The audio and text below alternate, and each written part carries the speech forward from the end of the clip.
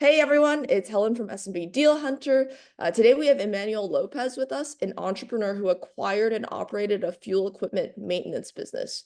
Unfortunately, almost 3 years later, he was asked to leave the business, which we will dive into today in this interview. So I'm really looking forward to hearing Emmanuel's story. And Emmanuel, it's great to have you on today. Excited to be here, Helen. Let's start with your background. What were you doing before buying the business, and what kind of got you into it? Sure. So as I went to college, I started working at a major Canadian bank in the Dominican Republic. I worked there for almost 15 years, and majority of it was in the boring side of banking and credit underwriting.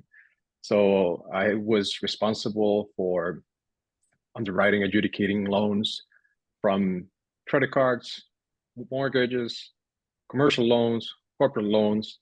And in 2017, yeah, 2017 was it? My wife and I decided to move to Canada, and we applied to one of their wonderful immigration programs and got accepted. And moved here with our son, and I kept working at the same financial institution, doing the same thing, but with a larger credit portfolio. So here I got involved into bigger deals and M&A, project finance, et cetera, et cetera. And moving to Canada was what actually prompted me to, do something else. As many of your guests, I grew tired of the corporate culture and and not having a job that was fulfilling enough and not adding value and the politics of the corporate culture that it is very familiar with everybody, not only in the US, but I will say worldwide, right? Yep. And I remember I stumbled upon the ETA search fund model, as you would like to call it, even though it's been around for hundreds of years and now it has a different name. But and I saw it and I thought, you know what, that's something I want to do. I always had in the back of my mind that I wanted to own my own business, but as I didn't know what to start with. And understanding that you could buy an existing business, profitable, enduring business, and run it, it takes a lot of confidence to do it and humility. But yeah, I decided to jump right in and I started, to learn more about the whole process. And it took me like a year and a half to get familiar with everything. And by pure luck, I stumbled upon the business that I ended up acquiring. Fuel maintenance business, install and service, primarily of gas stations. And I acquired that in 2021 together with a business partner and investors. Wow, that's really interesting. What were you doing in those 1.5 years to get familiar with everything? What were you kind of learning and getting educated on? Oh, biographies, books, podcasts, videos, um, calling people, trying to, if I, here in Canada, we didn't have many searchers at the time, but if I got a hand on one of them, I, just bother them with questions and, trying to understand what it took to first find a business, second, raise money, and third, operating it, which is the hardest part. Um, I tried to get as much information as possible. Of course, I read Buy and Bill, and the Harper Business Guide to Buy a Business. Listen to all the podcasts, and also talk to my elders, people that I know back home that had run business. Understanding what I didn't know and trying to get up to speed with the things that I needed to learn before and during operating while I operated the business. Got it. And so when you decide to really, step in more seriously 1.5 years later, were you still working full time and kind of pursuing your search, or what happened? Yes, I was still working full time. That's what I say. I was lucky because usually when you're working full time and you're just reaching out to brokers on your spare time, it's very difficult to actually land a good opportunity. But it did happen to me. I get along with the brokers right away, and they, together with the seller, they took a leap of faith. It's what were some of the deals you looked at earlier on? And when you started, you spent a lot of time thinking about what kind of business you were looking to yeah. acquire probably. What was your sort of investment thesis or buy box going into this? Like when you started actually more actively reaching out to brokers and sellers? So yeah, a good question. So as I mentioned, I had a business partner as well. So the two of us thought, okay, there's two guys from the Dominican Republic, not coming from fancy colleges, that had worked in a variety of roles, but in one industry. Where can you add more value to a business? And we said it was a service business, especially trade, and with uh, the macroeconomics of Canada, especially in immigration, it is there are trades that are very in high demand and probably lacking that new blood, new technology, and that's where we said, you know what, we should go into the trades, and because of that, we look into HVAC, commercial and residential, and plumbing as well. We actually ended up looking also into a manufacturing business, but decided to go with this unknown industry of fuel equipment. Tell us more about the industry. I don't personally know anyone who's, bought or operated a fuel equipment maintenance business. Tell us, what you liked about it, or what we should know about the industry. What we should know, it's been around forever, and the dynamics are pretty similar to other trade license business, in the sense that the you have a limited amount of customers. Of course, it's not like in Canada that there's 10,000 retail gas stations, and we work mostly with retail. But the difference with let's say HVAC is that in one single location you might have up to 10 or 12 equipment that require service, maintenance, and new parts. So what I liked about the business was the dynamics of that. So in the sense that you go to a Costco gas station, you've seen the lines. Costco are probably in the States is the same thing. The lines are long, so that tells you that the output volume of gas is high. So that also implies that their equipment is going to go down more often because of usage. And they have, let's say, 16 pumps. And there you go. You have 16 different equipment that might go down at any given point in time and that might need maintenance. So in our case, we did have some Costco gas stations, and one single customer represented at least 50 visits in a year. Wow. So to put it in simple words, the reoccurrence of revenue was not contracted revenue, it was just recurrent, was high as long as you acquire the right customers. And that's what I saw it. And I said, you know what, there's good margins. You become also like a part supplier. You handle the service. What if you're able to capture more good customers while maintaining your margins and giving good service? And that was the whole thesis, and that's what we did. That's really interesting. And why do you think it's under the radar, this whole industry? Nobody likes the smell of gas, and it's not fancy, and it's not well known. As I was telling you before we started recording, here in Canada, the two largest companies are private equity owned, and I didn't know that before I entered into the industry. And when I got to know it, I said, there's definitely an opportunity. I will say just that it's not well known. People don't often think about those kind of service providers, and it's not only to retail gas stations, but only to more commercial plants and bulk plants. So yeah, the threat of electric vehicles is always there, but you know what? There's probably 30 years from now that business is going to still be running up. So um, I think it still is a good industry if you are in the right location. No, that's interesting. And um, once you guys got the deal, first, how did you guys structure the deal with the seller? How long did that take? Like, what did the process look like? So from LOI to closing, it took 9 months. The deal died a couple of times before closing. Um, Initially, we wanted to do a similar structure to a search fund because we came up with very little capital of our own, and that was the first thing to do with investors.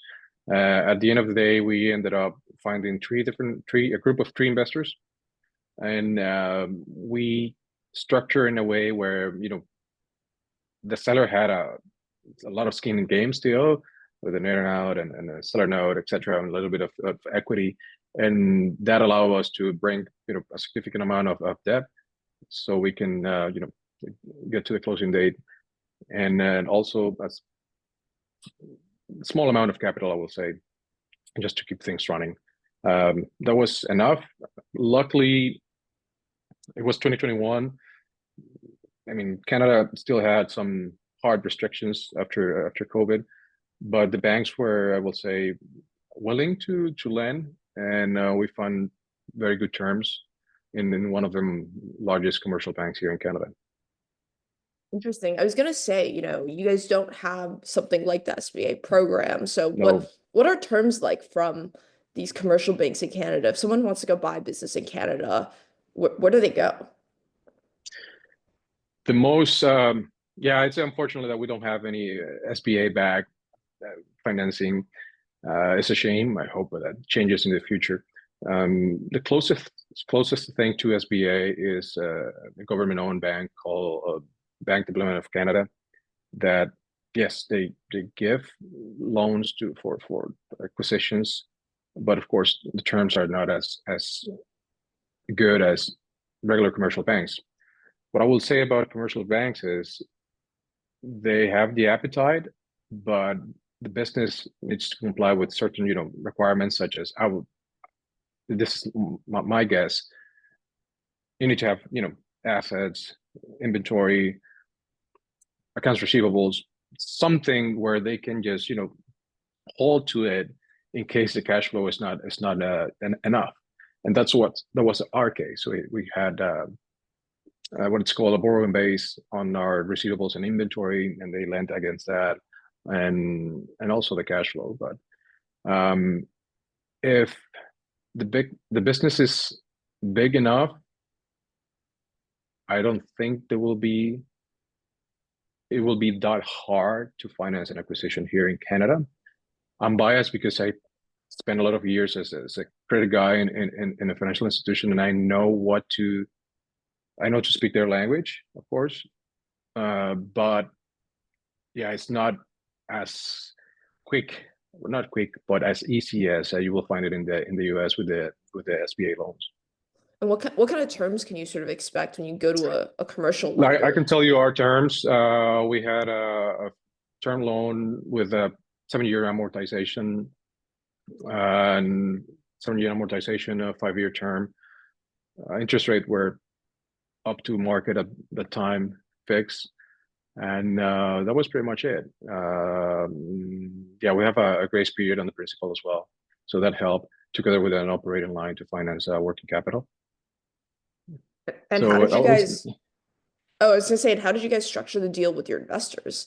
Um, when, and you got the bank loan, seller had some skin in the game, rolled some equity.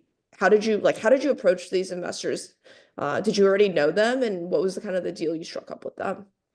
So no, I didn't know them at the time. It was like last minute, actually.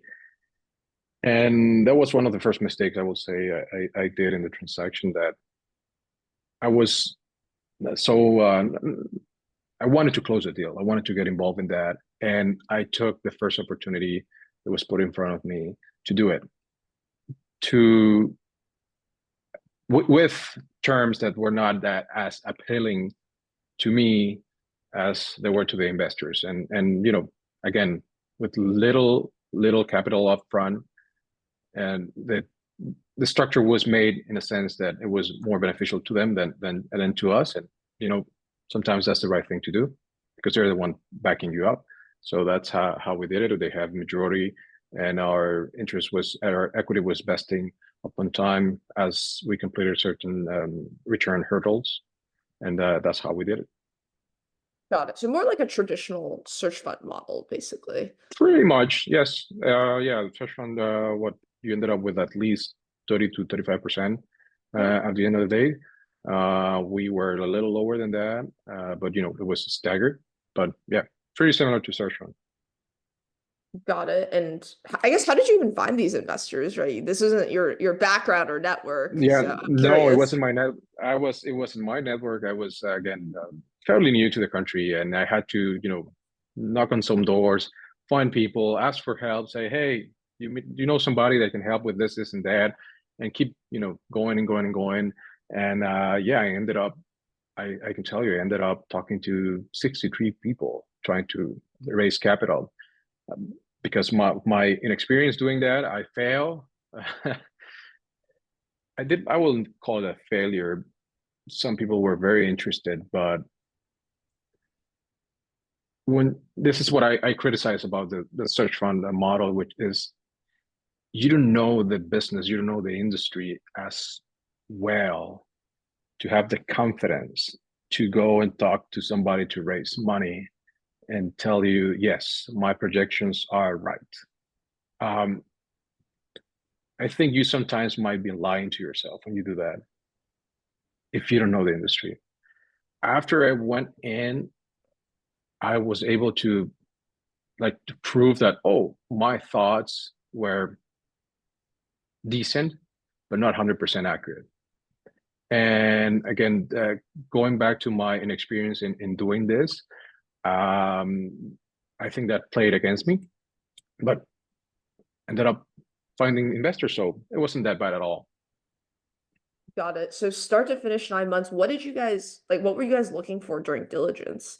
What happened in that 9 month period? Was it mostly just waiting on the bank? Did you spend a lot of time diligencing a deal, or what did you guys do No, in that time? so yeah, the bank played a big role there because they were quick to provide us with a commitment letter with the terms, etc. I think I did a good job by presenting what we wanted. They say yes immediately. Then it went to the due diligence period where, as a former banker, or as a banker at the time, I went to all the nitty gritties of reconciling bank statements with the financials and looking into all the GLs and understanding that there was no accounting gimmicks. I didn't pay for a QFE at the time. It was not required. I would have paid if I have the opportunity. I would done it. I think I did a pretty decent job, and the business was in pristine conditions in terms of books. I will say it. Wow. Yeah, it was rare. It was rare. I mean, not 100% pristine, but it was. They did a pretty good job. And then at the end of the day, the bank ended up delaying a little bit. I don't know.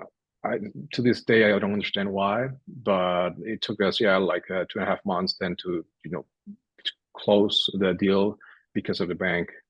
And that's that's why it took us 9 months from LOI to closing. The business due diligence itself was done fairly quick. Got it. So other than sort of financial diligence, did you like spend a lot of time with the seller during this period of time? What did that look like? You had mentioned you Yes. didn't come from the industry, so how did you get the confidence or gain the confidence to be like, I can run this business? I'm a finance guy, but I can run this fuel equipment maintenance business. Yeah, no, you got to approach it with a lot of humility. It is, I was honest and upfront saying, listen, yes, I wear a suit and a tie every day to work, but I'm not scared to roll up my sleeves and, go to change a nozzle and a hose on a gas station and learn how to do it.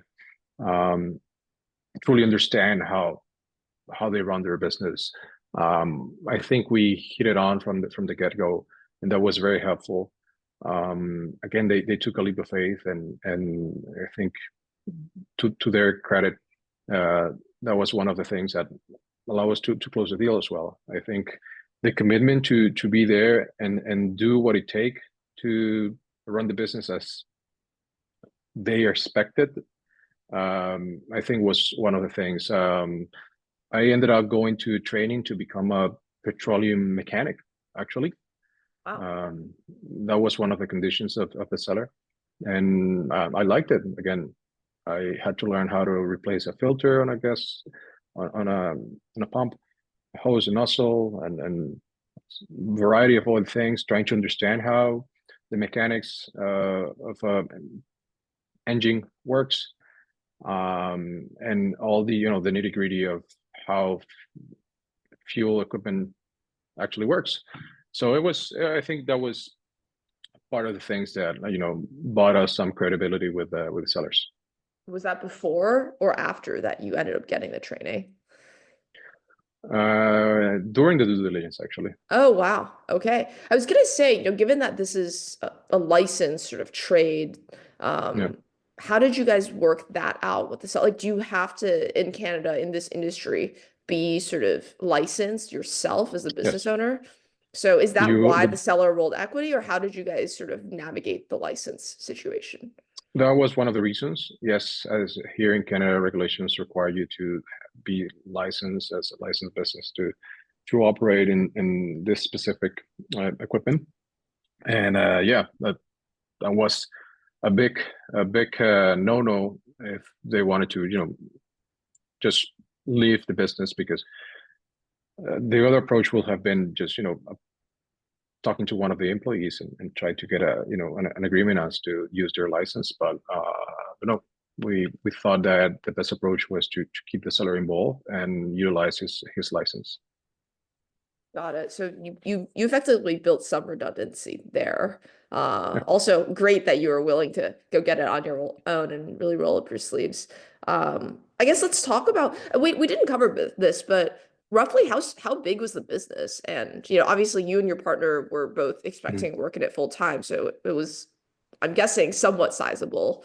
Yeah, yeah, somewhat sizable, enough to pay for two salaries, modest salaries. It wasn't that much. In terms of cash flow, in US dollars, it will be close to $800,000, a little bit less than that. So it was decent. More than 500 customers, and again, based on the Wow. dynamics of the customers, and that you tend to go more than 10 times to the same customer in a single year, you generate a lot of revenue out of the parts and labor involved in that. Got it. Wow. And what were you and your partner's role in the business? So I was more the sales, finance, accounting, HR guy. He was more in the shop working with the guys and operationally oriented. So that, yeah, that's also one of the reasons we decided to, I think, going back to another question, I think the fact that there were two of us going to replace one also helped. And my partner, he did have a little bit of experience in the petroleum industry, but in a different segment. And also that played a role. Got it. That makes sense. Let's move on to, what happened after you guys acquired the business.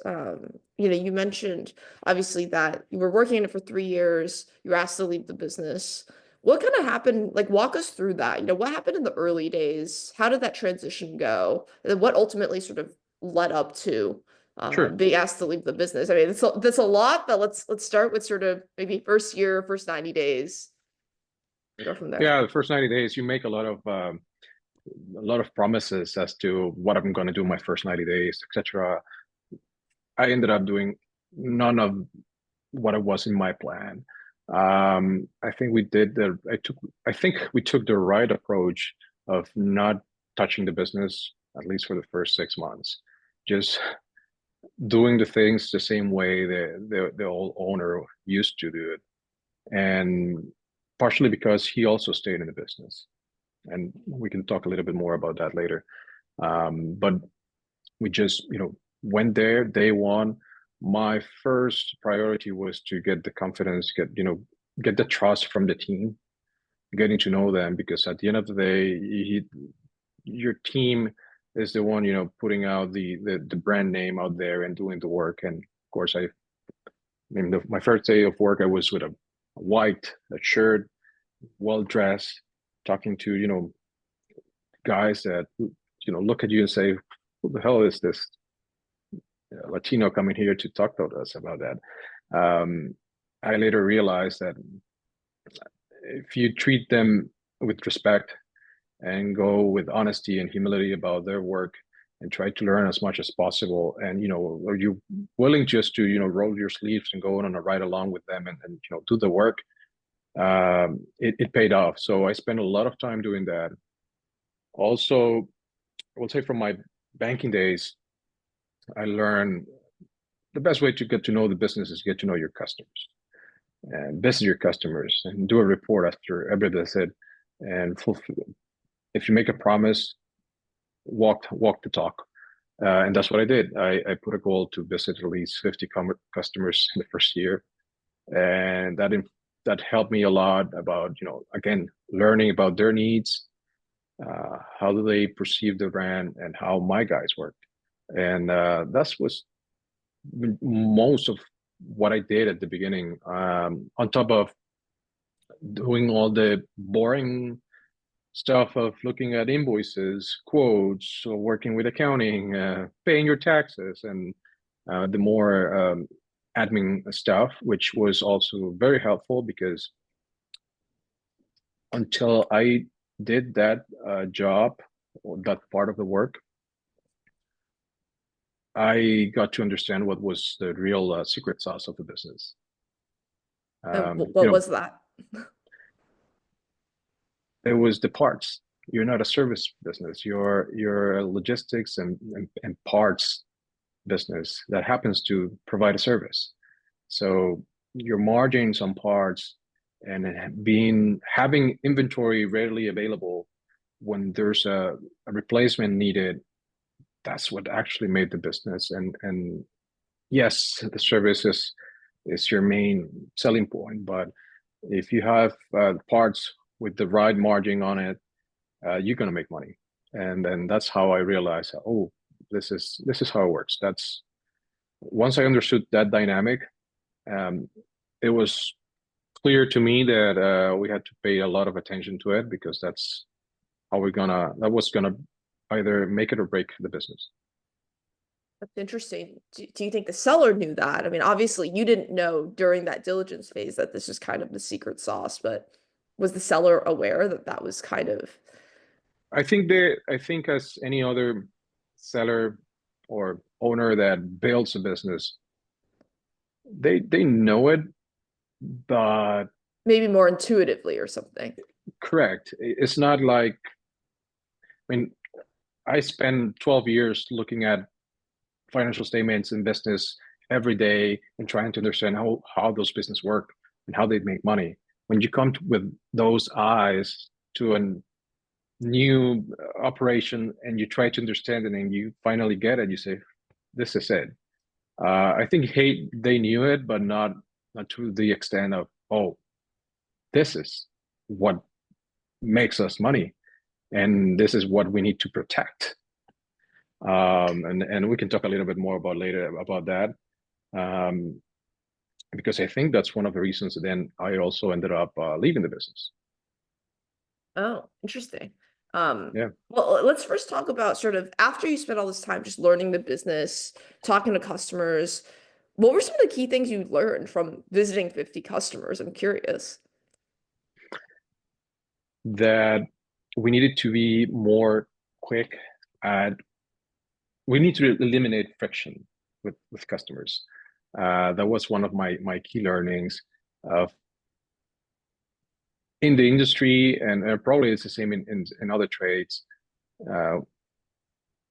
People are used to following up and waiting for your vendor to take action, and you as a business owner with 1,000 things in your mind, you don't have the time to do that. So I realized that if we're more proactive at not upselling, but at providing information, making it easier for our customers, and turn that will translate in, in not only more sales, but in having a quicker cash conversion cycle, if you would like to call it in those terms. It's like, how could I eliminate friction in the business to make it easier for my customers to make business with me? Got it. Interesting. And what were some of the first things you started tackling then? After you decided, Oh, you waited for a period of time, but what were some of the first things you decided to focus on?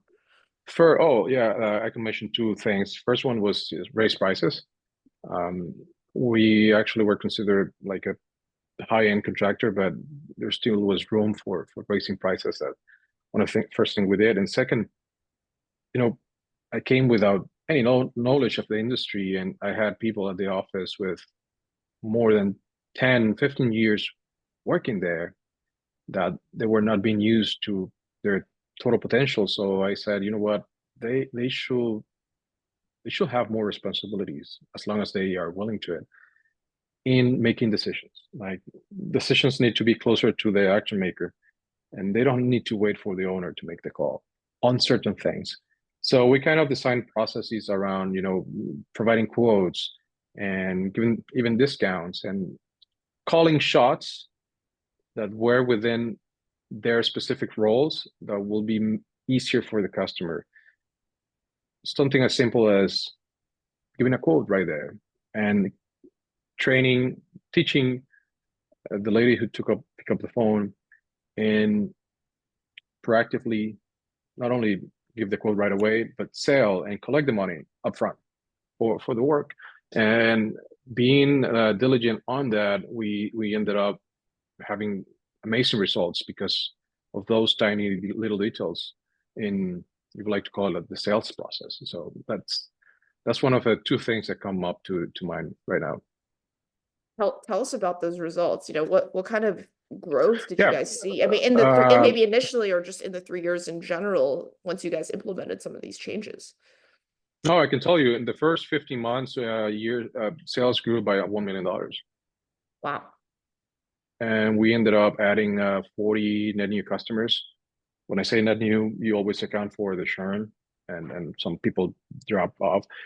And yeah, you can literally, there's a fixed number of gas stations. They're not building as many as they used to. And you could actually determine your market share every year. And yeah, our market share grew significantly because of that. And again, trying to, you come from the software business, understanding your customer acquisition costs and churn, and then in turn, looking at your ideal customer, understanding that, getting to my ideal customer, that truly made a difference for us. Interesting. And no, that makes total sense. And what was you mentioned the seller stayed. What was his role after you guys bought the business? His role was undefined. I mean, it was just give support to these guys and as much as they can. I think he ended up, putting his hand into more things that he should. But yeah, at the end, he was primarily helping the tech teams, the field team, just with the more technical questions of, how to troubleshoot something.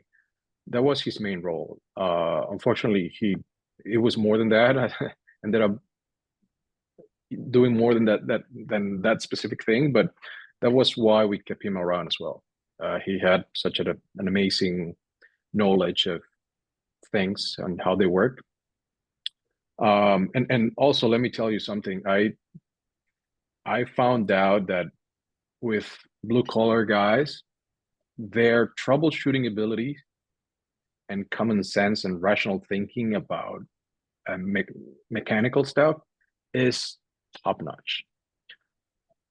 Like, if you could take those guys and take that knowledge and put it in here in Bay Street in Toronto, it will be amazing. Their common sense knowledge of how to troubleshoot something, how to problem solve, is unbelievable. And that's one of the things I loved about them. And I think the seller was there to help them go through those processes. Got it. And I want to be sensitive of time, but what happened later on? What was the story in terms of what ultimately led to you actually leaving the business? Sure. You guys were growing, obviously, seeing amazing Yeah. results there. So what then happened next? All right. So I mentioned that we grew in sales, but that didn't translate into a higher bottom line, unfortunately. Um, uh, let me start from the end.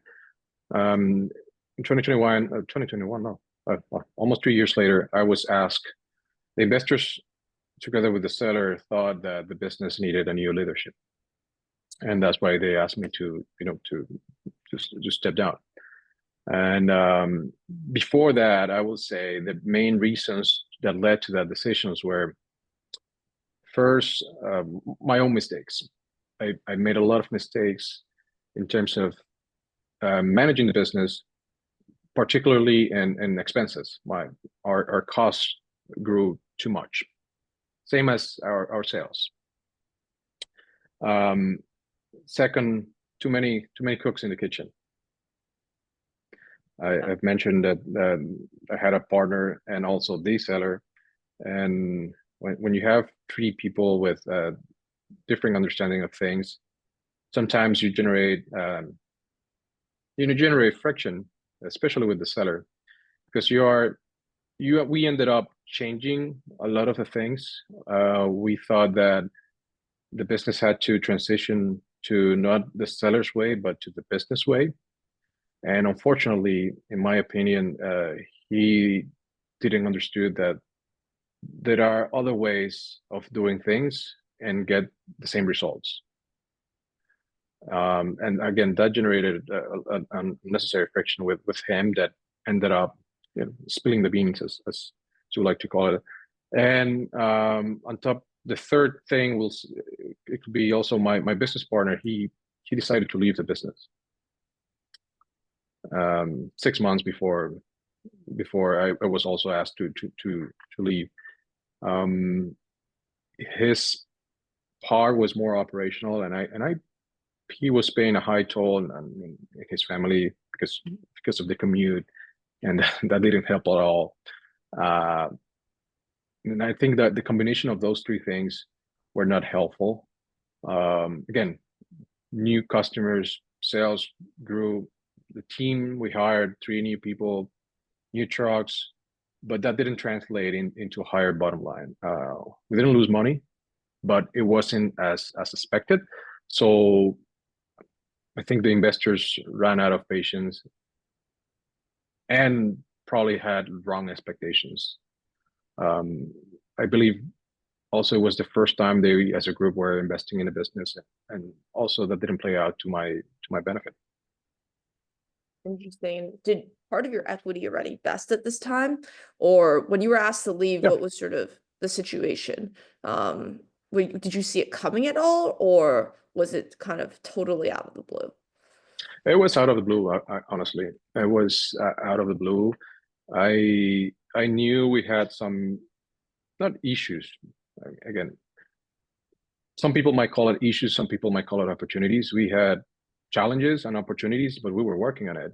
And the fact that you're not seeing the results doesn't mean that we're not taking action to solve it. And, I thought we were there. We were making, good progress. Actually, the business was doing amazing in terms of profit by that time. But yeah, it came out of the blue. It was a fair, respectful process. But yeah, no, I thought I didn't saw it coming. And I guess because the investors, I'm guessing, had control of the company Yep. and not you, it was sort of their say. Yeah, absolutely. And if I put myself in their shoes, of course, they have the seller who still have equity and this new guys, and the seller had the experience. He had been successful. Of course, if you have to, give the reason or go with one of the two groups, it had to be with the guy who was successful in the business. Unfortunately, again, I still believe that there's more than one way to do things the right way. And yeah, they ran out of patience and probably didn't understood really what was the true issues with the business at the time, the true challenges. And I guess we didn't cover this, but why did the seller want to sell the business? And was he at retirement age, or he was still kind of He open was to at running the he business? was out of retirement age, and we never discussed this, but I personally believe that he didn't have a plan B and Yeah. probably was still, tied, emotionally tied to the business, and that probably played a role as well. The seller's effective. Oh, sorry. The investors wanted the seller to just keep running the business, like he had before. Was that sort of the idea, or were they going to bring in new No, no, management? they ended up bringing in a new management, higher management for that. But again, I presume that they thought my way of doing things was not as they expected. Um, and it's unfortunately because at that point in time we were record breaking profits and there was progress, there was an improvement. Again, I did make a lot of mistakes, as probably anybody doing one thing for the first time will do. I can right away mention to you, I ended up implementing a new ERP system that it was awful. The execution of it, I will, if I go back, I wouldn't do that. But again, there was progress, and you could see the light at the end of the tunnel. Unfortunately for me, it wasn't the case. And just one follow-up here. You had mentioned that initially, you guys had grown sales a lot. That didn't translate to the bottom line. Yeah. Obviously, then you turned that around too, and it did end up translating to the bottom line. What sort of changed there?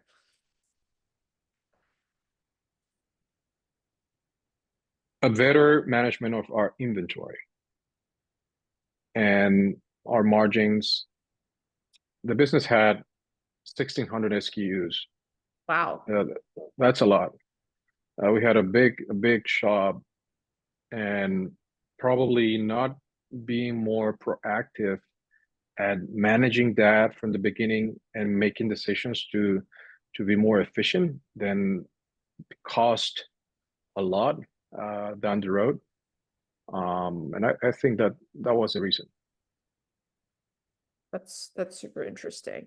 Um, and it's obviously, unfortunate sort of that you had to part ways with the, business Yeah. that you found and acquired, but sort of what happened next, where are you at now? Are you still looking for another, to get back into this? Did you go find a job? What sort of happened? Sure. No, I had to find a job. I didn't have a plan B for myself. I needed to support my family. And as I got into a W-2, as you call it in the US. But yeah, no, still looking for business, although at a lower pace. Yeah, I would like to get involved into a new opportunity in the next couple of years. I truly believe that that's the best way to,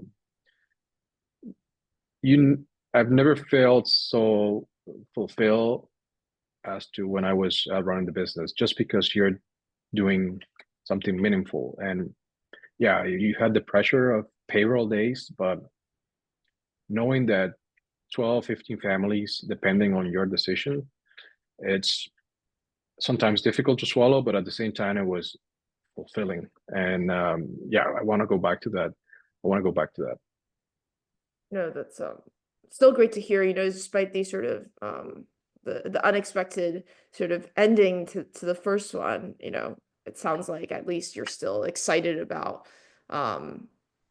doing this again, and obviously learning from some of those mistakes and bringing those learnings to the next venture. I'm curious, I want to be sensitive of time. I know we're already running a few That's minutes okay. over. Any sort of, I guess, final words of wisdom for those listening, to your story and who are maybe, in the early stages of their search or still just thinking about, is this path right for me? Sure. You will not know if the path is right for you until you are in it. For those who are searching, get obsessed with the business, with the industry. Get obsessed. It's not enough to just look at a SEM and make your assumptions and say yes, no, no, no, no. Get obsessed with the industry. It will be very hard for you to compete with somebody who is in the industry and trying to buy the same business as you. For somebody that is operating or is soon to get into one, be very humble and before changing things, just ask yourself, why was that put in place the first time? And then try to understand what will be the consequences, etc. And again, don't run away from doing the small, boring stuff. That's fantastic advice, Manuel. Final question for me. If people want to reach out to you after listening to this, where can they find you? X, I'm always on X, and I don't post as regularly, but I'm always looking into what other people, comment. There's a wonderful community out there of small business owners. Shoot, my handle, it's En Lopez R, I think it is. I don't even know it. I'll share it. But yeah, through X, I'm one last thing. This is a wonderful community. I reach out to a lot of people in my early days, and I think that's one of the things that makes again this community so good, that people are willing to share, and I'm one of them. So if you need help, here, don't be afraid. Well, thank you so much for your generosity and for your time today, Emmanuel. Really appreciate it. Excited to keep following along your journey and see sort of where it takes you next. So please, keep me and keep all of us posted. I will, absolutely.